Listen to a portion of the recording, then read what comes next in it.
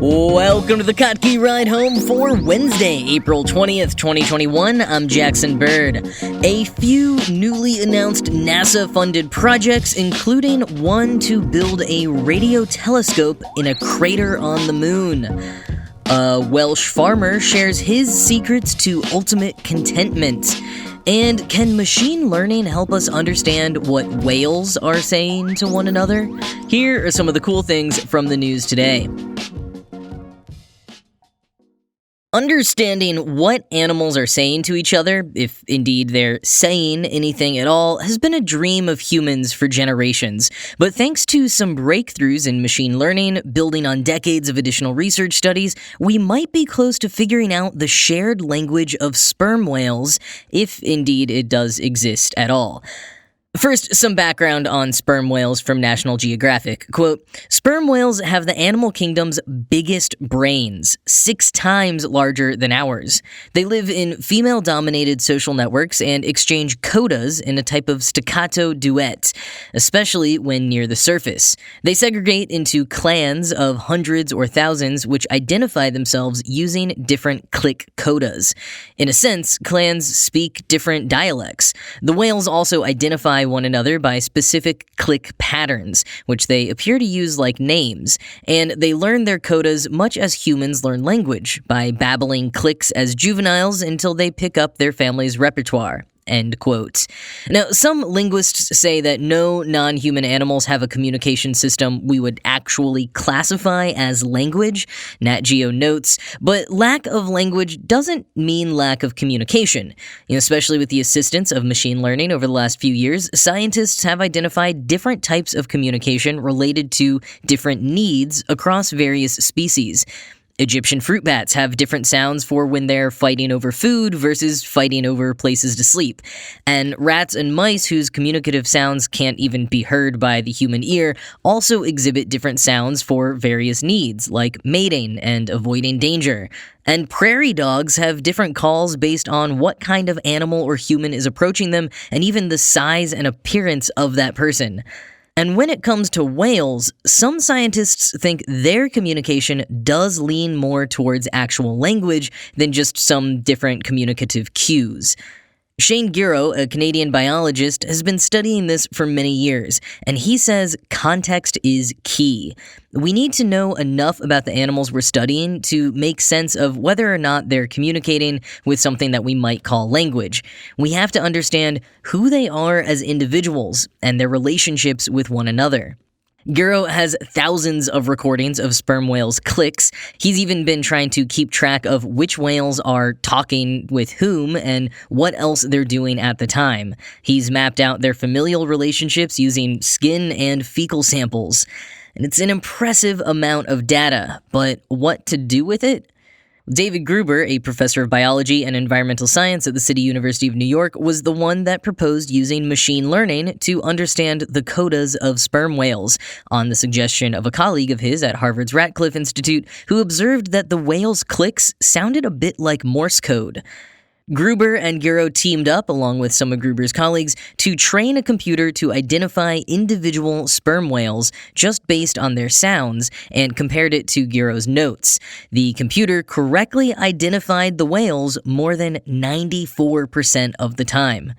With such success, the team decided to expand the project, hoping they might now have the tools to understand what the whales are saying. And from there, who knows where the method could take them? Maybe it could be applied to communicate with extraterrestrial life one day, one of the team members suggested.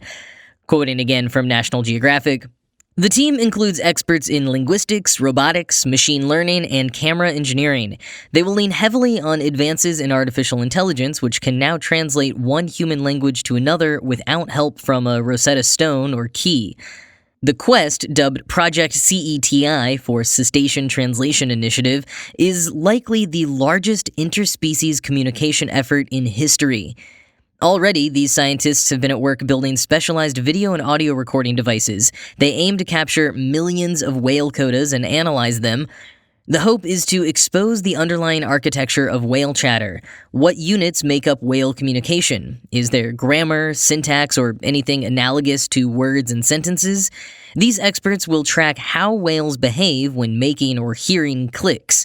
And using breakthroughs in natural language processing, the branch of artificial intelligence that helps Alexa and Siri respond to voice commands, researchers will attempt to interpret this information. End quote. Now, crucially, this is not about getting whales to understand humans, as we have done for many different species of animals that we've trained. This is about figuring out a way for us to understand them.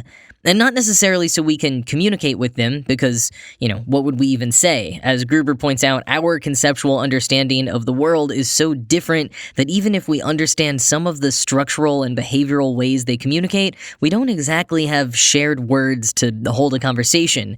Like, what is a boat to a whale? No, instead, this is more about listening to the whales, as Gruber says, in their own setting, on their own terms.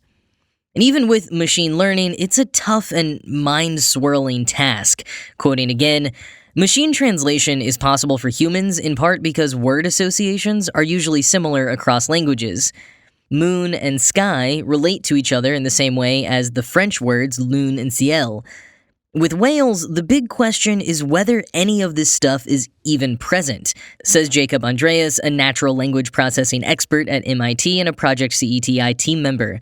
Are there minimal units inside this communication system that behave like language, and are there rules for putting them together? To find out, the team expects to use a host of techniques. For example, one deep network approach takes random stabs at outlining a system of rules for language.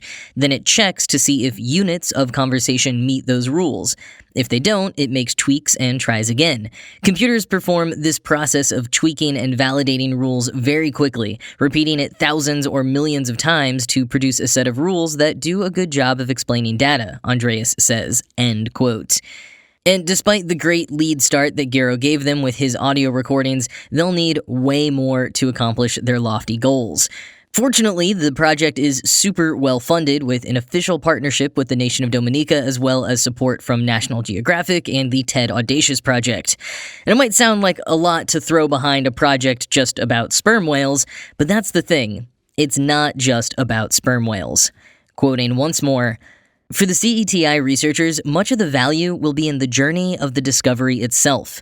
The Apollo mission put people on the moon, but along the way, humans invented calculators, Velcro, and transistors, and they helped launch the digital age that makes this project possible. Even if CETI never cracks the sperm whale code, researchers are bound to make significant advancements in machine learning, animal communication, and our understanding of one of the world's most mysterious creatures." End quote.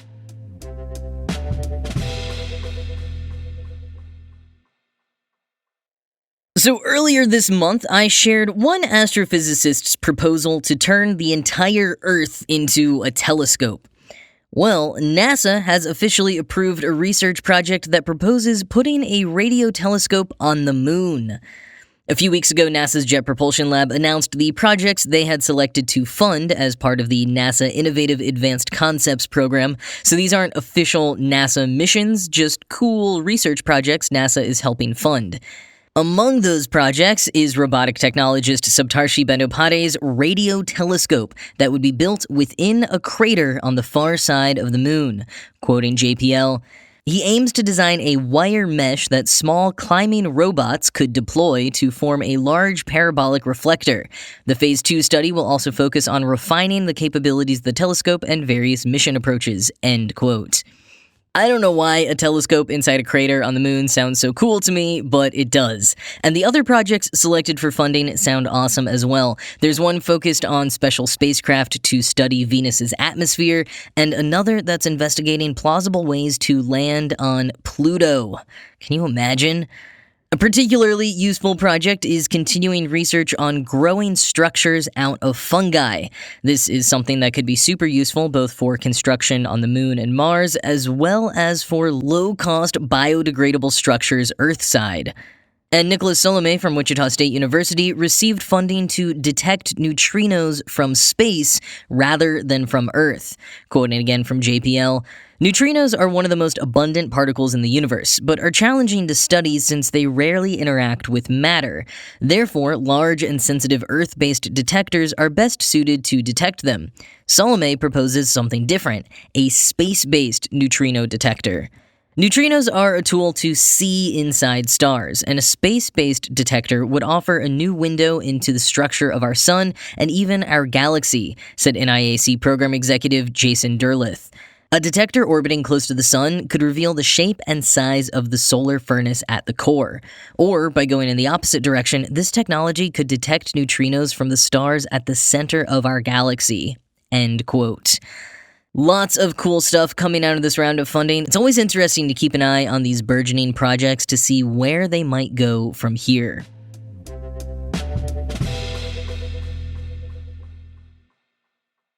Wilf Davies is a 72-year-old Welsh farmer who has barely ever left Wales and has eaten the same exact meal for supper every day for the past decade.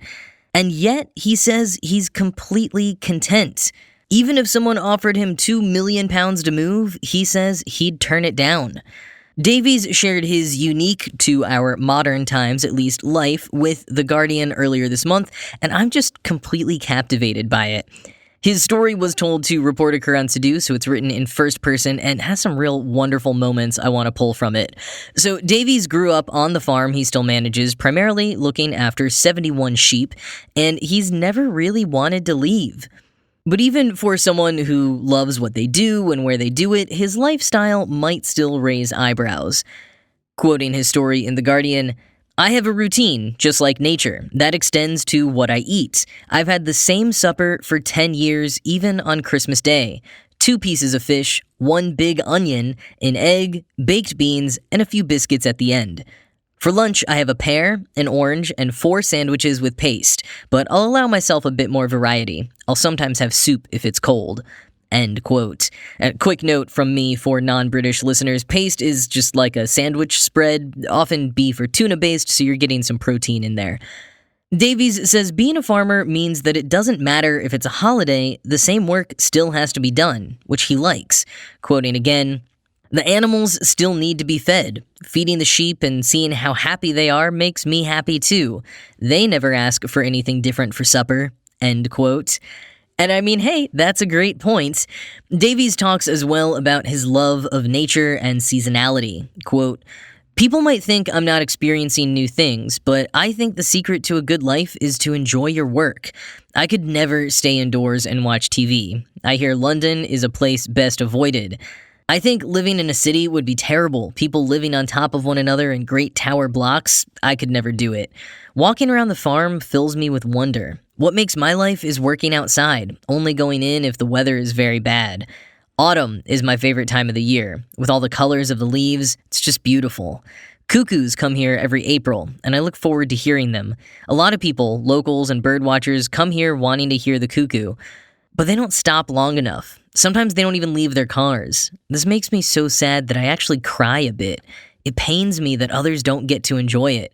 I urge people to get out of their cars and walk up to the road to hear the birdsong." End quote.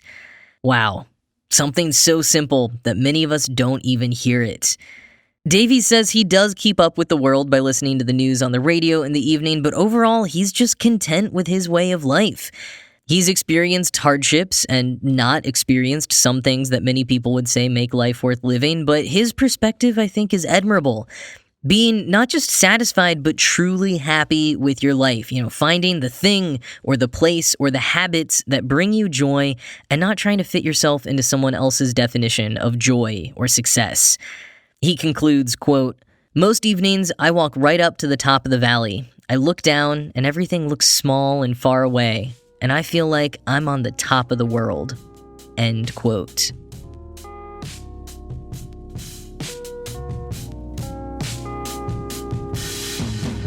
little bit more space news for you before I go. First, we've got another SpaceX crewed launch coming up on Friday. It was originally scheduled for tomorrow, but got pushed back due to weather. The SpaceX Crew Dragon flight will take NASA astronauts Shane Kimbrough and Megan McArthur, as well as Japanese Aerospace Exploration Agency astronaut Akihiko Hoshide and European Space Agency astronaut Thomas Pesquet to the International Space Station for a 6-month mission. Launch is targeted for 5:49 a.m. Eastern Time Friday morning, so if you're in North America, you probably won't be waking up to watch it live, but all the info you need should you wish to tune in is in the show notes. And speaking of the International Space Station, Russia might be leaving the ISS to start their own national module. The ISS, at 20 years old, is beginning to show signs of its age, with more and more repairs being necessary. Now, historically, Russia dropping out, which some of their officials have said they want to do as soon as 2025, would make it all but impossible for the ISS to go on. The US might not be able to maintain it all themselves, but some American experts say they think we could actually keep it going now that we have additional resources coming in from SpaceX. So just something to keep your eye on. But that is it for today. As always, this show was produced by Ride Home Media and Kottke.org. I am Jackson Bird, and I will talk to you again tomorrow.